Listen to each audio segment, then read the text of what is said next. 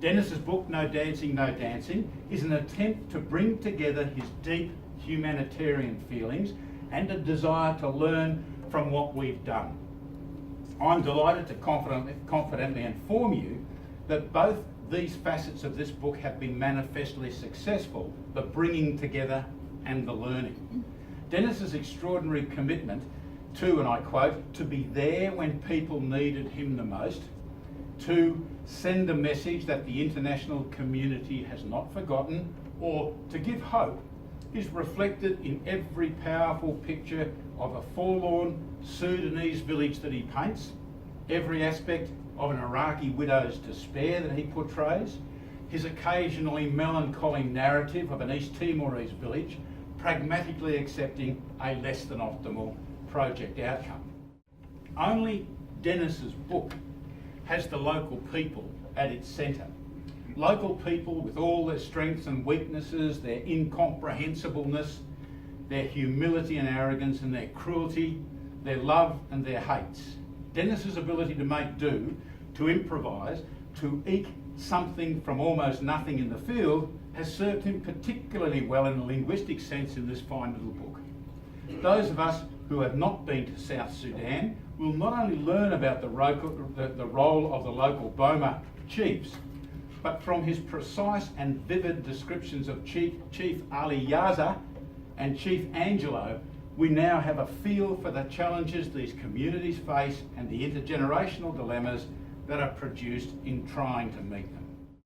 There are many tales of what Dennis did in his book, both in his original postings and when revisiting. Astonishing tales where his knowledge of the security situation was such that in grey areas of security, he could not remove but did lessen the risk because he understood the culture and understood the environment.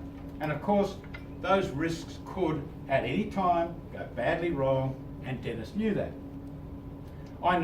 I personally know several aid workers like this, and I'm sure there are many, many more.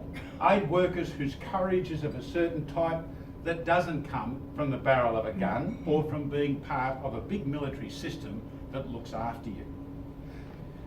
I must admit I stand in absolute admiration of such courage by unarmed workers in dangerous situations, where you only need to make one mistake and it will be your last. And still these aid workers come back to work for the people with a sense of love for humanity that is sometimes not reciprocated.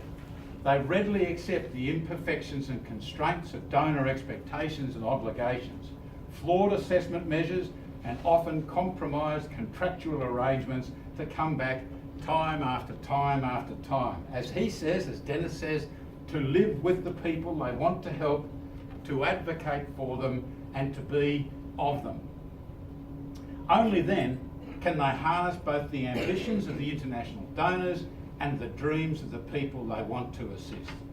Ladies and gentlemen, Dennis's book is truly a gem of a book. It's an account of a man, as the saying goes, whose face is marred by dust, sweat and blood, who worked for the people in a sense of love and dedication.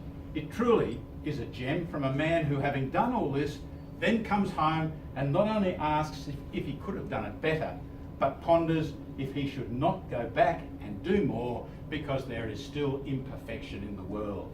Ladies and gentlemen, it's a great honour for me in this company to launch No Dancing, No Dancing by Dennis Dragovic. Thank you.